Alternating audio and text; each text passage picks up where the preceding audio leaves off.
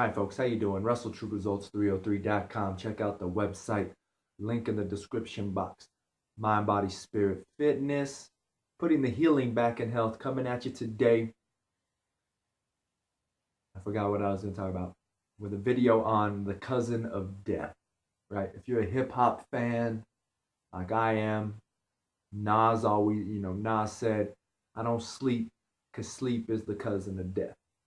And of course, now that I'm on this whole spiritual journey and things like that, health journey, fitness, mind, body, spirit, it comes down to sleep is very valuable. Now, of course, when you're trying to achieve goals, you're not going to sleep as much, but sleep is very valuable. Sleep is not the cousin of death. So, what is the cousin of death? And I always come down to it. I heard someone say it, and I've never researched it, so I could be wrong. If I'm wrong, put it in the description box and call me out. The one word that's never in the Bible is retirement. So to me, retirement is the cousin of death. Why? Because once we retire, we don't do anything, right? We just sit on the couch, old folks. We just sit on the couch all day, flipping through the channels, whatever, right? So retirement is the cousin of death. And, that's why you always got to keep moving. You always got to keep learning. You always got to do something, right? Do something productive. And for me, like I said, it's always going to be figuring out a way to help others, whether it be volunteering your time somewhere, doing whatever the case may be. I heard a story from this lady about my grandfather that retired, but he still wanted to be able to give money to his retirement fund, which is like $6,000 a year, or something like that, when you have your IRAs, Roth IRAs, whatever the case may be. So I always wondered why he got a second job or a job after retirement. He was a farmer or a rancher, sorry. For those of you who ever wondered why I got this tattoo, the 7 box here, that's because my grandparents were ranchers. And that was the symbol they would brand their cows with. So my grandfather was a rancher. My great grandmother, it was their farm. My grandpa worked on it, a ranch, and my grandfather worked on it. So I always wondered why, when he actually retired, he ended up getting a job delivering flowers for one of his friends. She had a flower shop, and I never understood why did he do it. And of course, he didn't do it for health reasons. He did it so he could put more money into his IRAs or his retirement fund, even though he was retired. So that's the only reason why he had the job. Even though he was taking out way more money than that every year, he still, for some reason, wanted to put $6,000 in there, which to me is kind of weird. But, I'm assuming it still kept him healthy. It kept him moving. Because we all know that once we get stagnant, that's when things, stop happening. That's where we stop seeing progress in life. Same thing, that someone that reads a lot of books and is interested in learning is most likely going to learn more and be more successful than someone that watches TV, right? Because it's stimulating. Watching TV isn't stimulating.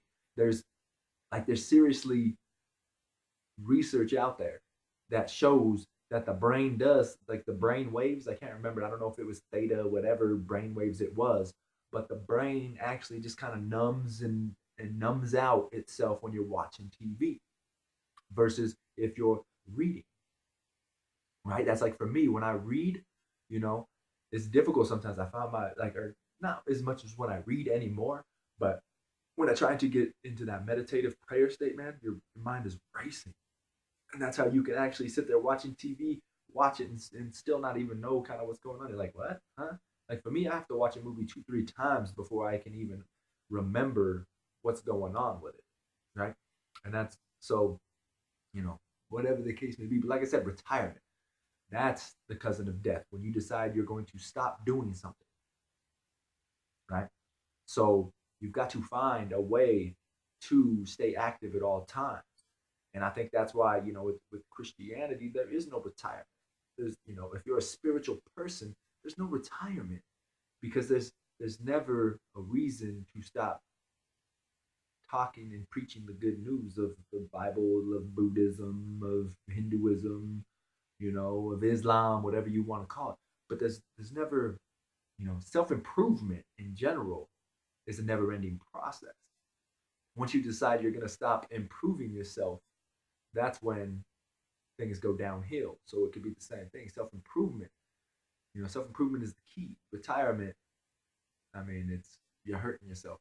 That's the cousin of death. That's when you're gonna die. So short and sweet. There's not really much. There's probably more I could have done, but like I said, with these, I don't really ever come up with a script. I just kind of go off the dome. It's something that I've thought about for the last couple of days, and I decided to make a video about it.